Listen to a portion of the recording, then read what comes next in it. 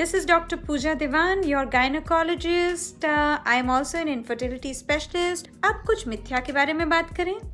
मिथ्या, भ्रम, सामाजिक बहिष्कार, सोशल स्टिग्मा, टैबूज, मिथ्स के बारे में अब हम बात करेंगे और एक एक को लेते चले जाएंगे और उसको तोड़ते जाएंगे. यदि हमें महीने नहीं होते तो आप और मैं जननी बनते ही ना तो हमारा जन्म होता और ना ही हम माँ बनने की सक्षमता रखते.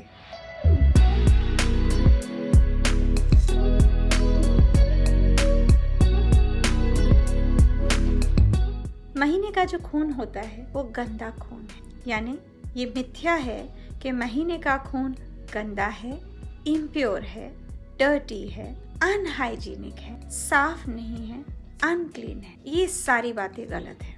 उल्टा ये बहुत जरूरी प्रक्रिया है. महीने का जो खून है उसमें से जहर, टॉक्सिन निकलता है. ये बिल्कुल गलत है. ये पेशाब, यूरिन नहीं है जिसके द्वारा हमारा शरीर अपने जहर, अपने टॉक्सिन्स को निकालता है.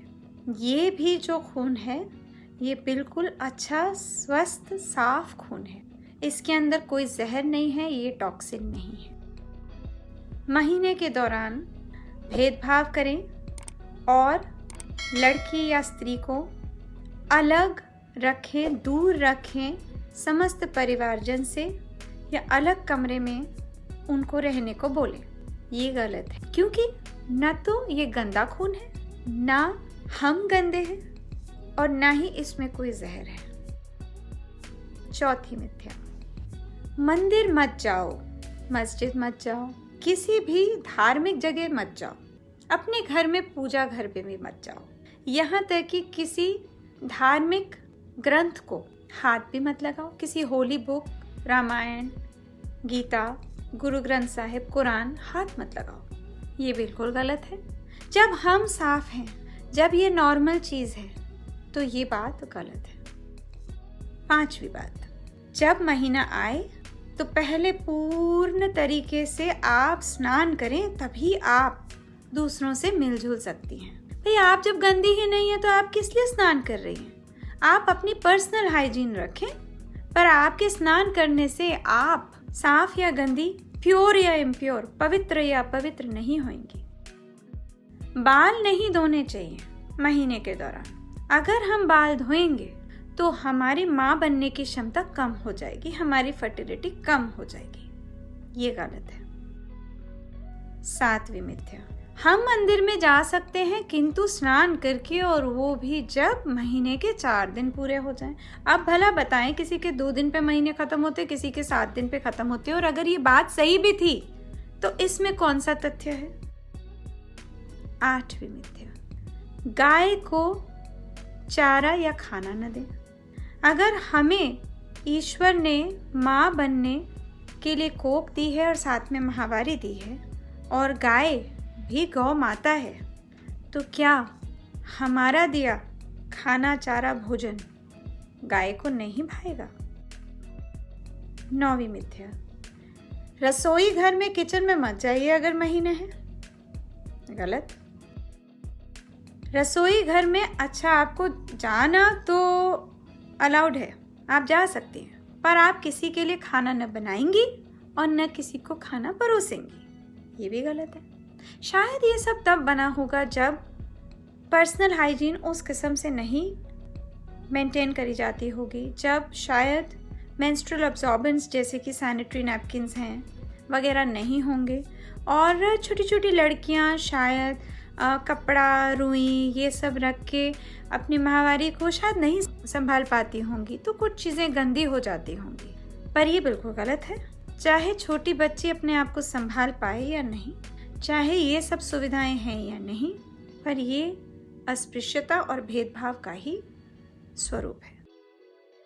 यदि आपके महीने आ रहे हों तो लड़कों से दूर रहें. यदि आपके महीने आ रहे हों तो आप पाठशाला, विद्यालय, स्कूल न जाएं.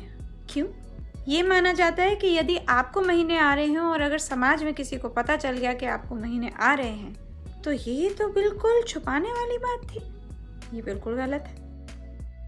आपको अगर महीने आ रहे हैं तो आप का शरीर सर से पांव तक ढका होना चाहिए। आपने पूरे संपूर्ण शरीर को ढकने वाले कपड़े पहने होने चाहिए।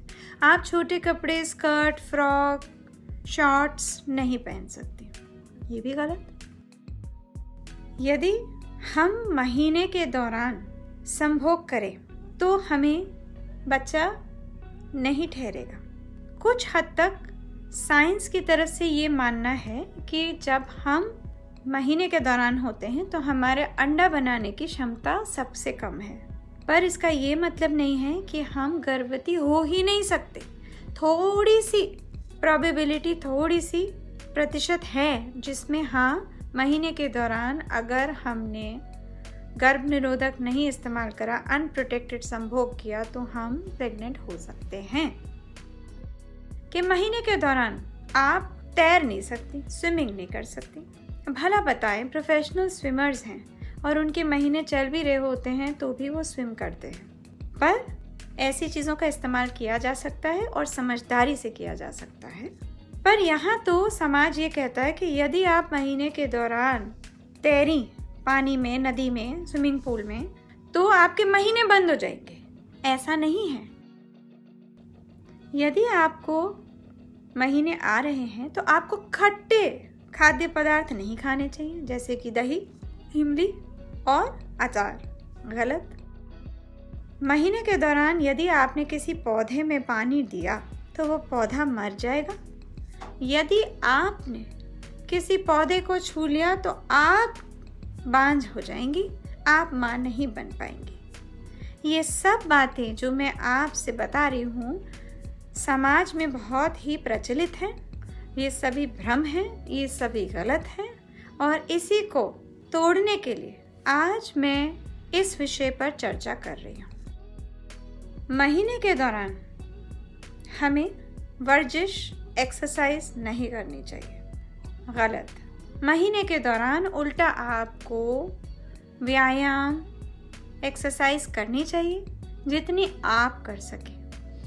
एक्सरसाइज करने से जो महीने आने से पहले के जो लक्षण होते हैं, जैसे कि बहुत भारीपन, पेट में पानी भर जाना, छाती भारी हो जाना, ब्लोटिंग होना, ये सब कम हो जाते हैं। और महीने के दौरान अगर आप व्यायाम करें तो भी आपका दर्द कम हो सकता है। यदि मेरे को महीने नहीं चाहिए थे और मैंने महीने को न आने के लिए, यानी कि डिले करने के लिए, देरी से लाने के लिए, पोस्टपोन करने के लिए यदि कोई दवाई खाई तो मेरे महीने हमेशा ही देरी से आएंगे या अटपटे हो जाएंगे। गलत।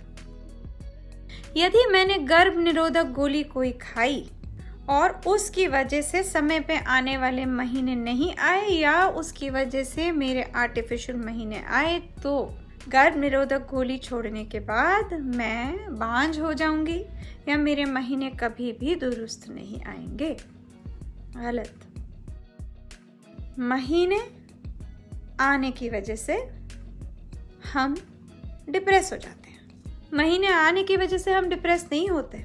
महीने से पहले कुछ हार्मोन बढ़ते हैं, जैसे कि प्रोजेस्टेरोन हार्मोन, जो आपकी मनोस्थिति, मूड के साथ जुड़ा हुआ होता है। महीने जब आते हैं तो दूसरा हार्मोन बढ़ता है, वो है एस्ट्रोजन। और एस्ट्रोजन जो है वो एक और हार्मोन सेरोटोनिन के साथ जुड़ा हुआ है, जिसे कहते हैं हैप्पी हार्मोन। तो महीने आने से हम डिप्रेस थोड़ी होंगे।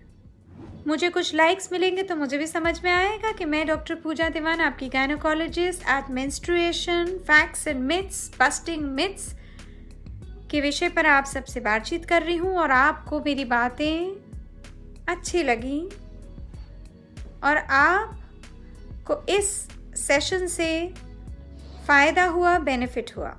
यदि ये शो पसंद आए तो आप इसको फॉरवर्ड कर सकते हैं, शेयर कर सकते हैं अनेक लोगों के साथ। लाइक्स का इंतज़ार है। धन्यवाद। नमस्कार।